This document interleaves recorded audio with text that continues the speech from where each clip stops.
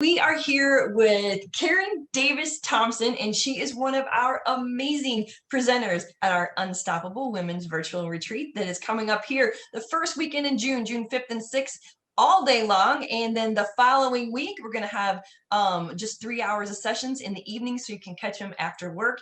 Going to be recorded, so in case you have to miss one, because well, we know how busy our lives get as women, doing everything for everybody else. So you can come in, you can log in for the next few weeks, and you can be able to watch all of it. I'm so excited to give you guys all of these great women and all the information and the lessons that they have for us.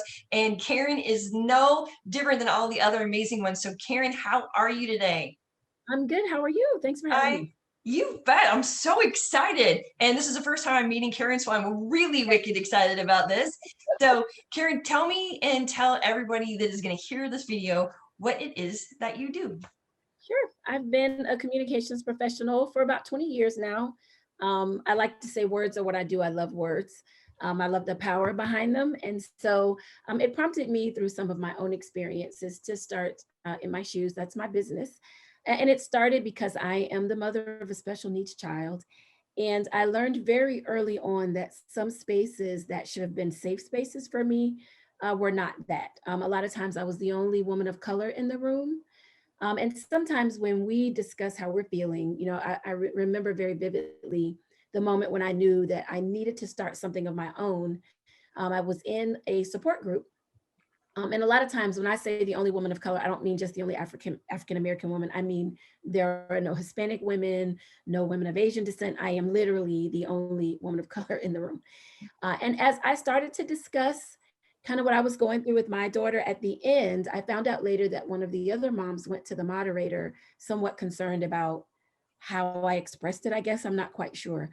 In this space that really should have been a place for me to express my frustration as it was for every other mom in the room. And so I started a blog as a result of that, because I felt like, especially in communities of color, we tend to sweep mental health issues under the rug. And my daughter has multiple diagnoses, and a mental health condition is one of those.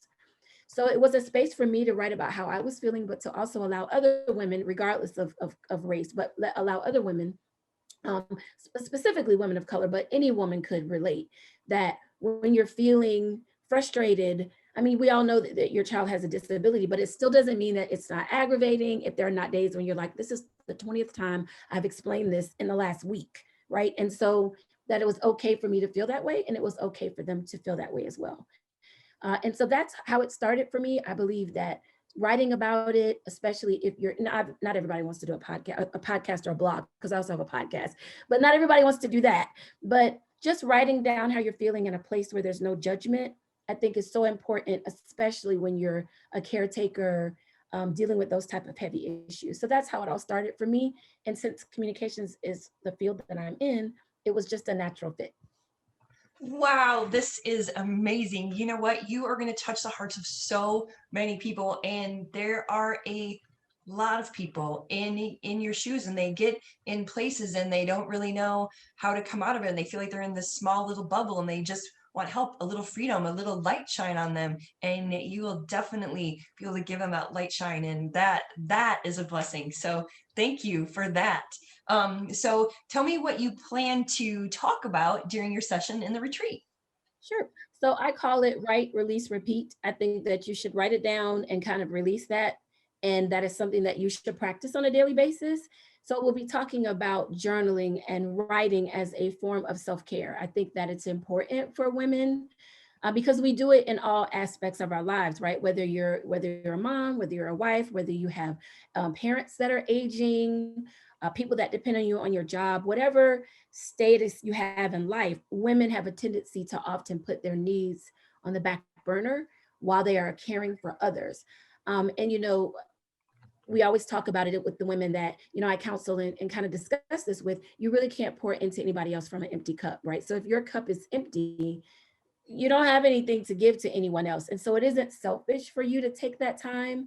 So really understanding how writing about it is really a way of taking care of yourself. It's a way of, because you can say it raw, however you're feeling it, right? You don't have to censor it. You don't have to worry about, is somebody going to understand? Because that's where the name came from, In My Shoes. You don't understand it if you're not living it. So it's easy for you to, for lack of a better word, judge me when you think that I am not handling this properly with my daughter or what have you, because you're not living that reality. And so journaling allows you to just say it how you're feeling it. You don't have to worry about, oh, is somebody going to misinterpret it? Is somebody going to call and say they think, that I'm losing it? You don't have to worry about any of that. So really understanding how you can turn that into a way to take care of you, whether it's prompting. Some people need writing prompts until they get familiar with journaling. Some people are better able to just write what's going on. And I don't want people to think of it as a diary, like back in the day we talked about diaries. It's really just more a way to say, today, this is what I'm feeling. This is kind of what's happening with me today. Or it could be, some people want to practice more of a gratitude mindset. And that in itself can help you to really feel better about where you are in life, because there's always something that you can be grateful for. And there's always somebody whose situation is worse than yours. And so just really understanding how journaling can help you through that process and be a way of taking care of yourself. You know what? You are amazing. And I agree with you. Journaling is something that is so special to each individual person, and it gets them through so many things and helps them just like level up as a human. But we don't take time to do it. And you know why? Because of when the alarm goes off, we're getting kids ready, or we're getting husbands ready, or we're getting our day ready for work, and we put all that stuff that is super important beside us. So this is very exciting, and they're going to love you. So tell me this. So during your session, how are you going to lead them through this? Do you have an exercise for them? Are they going to kind of follow along, or are going to do something physically, or just kind of listen and take notes? What do you have for them? So it'll be a combination. I am the type of presenter, I like for there to be some interaction. So there'll be a few questions that I'll throw out for people to answer. There will be an exercise that we go through just to kind of show them how easy they can kind of incorporate journaling into their day, because, right, it just feels like some other thing that I have to do. And it's really not going to work for you if that's how you view it. So we'll just kind of walk through some of the things that you can do to just incorporate it in your day. Tips on whether or not you're somebody who needs to write it down, pen and paper, maybe digital works better for you. So we'll kind of go through some of those things and practice a little bit, so that they can get a feel for how much they can get accomplished in just a few minutes a day as they begin to make journaling a part of their routine. You know what? It's going to be amazing to watch the ease that they feel just in the few minutes that they spend doing it with you. I think you're going to help them make an easy transition to putting that important thing in their life every single day. So what day and time are you going to be presenting for us? So I am Saturday, June the 5th at 1 p.m. Eastern. Lovely. Right off the rip, you're going. I love it. I love it. All right. So is there anything else that you have to say to everybody? Otherwise, we will see you on June 5th. I just wanted to say how excited I am for this opportunity, and how much that I am excited to be able to share. Again, I just think that this is a great platform. I think this is going to be a wonderful conference. And I'm just looking forward to meeting new people and really being able to share how words have been able to really kind of be a balm or a healing for me, and how I think that that is something that it can do for other people.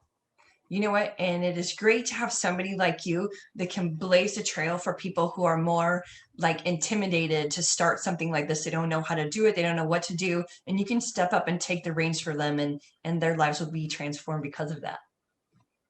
Yeah. Thank you so much. I'm really excited. Me too. I can't wait to see you, and I'll be there front and center with you. All right. Thank you. And we will see you on June 5th at 1 o'clock. All right. Thanks.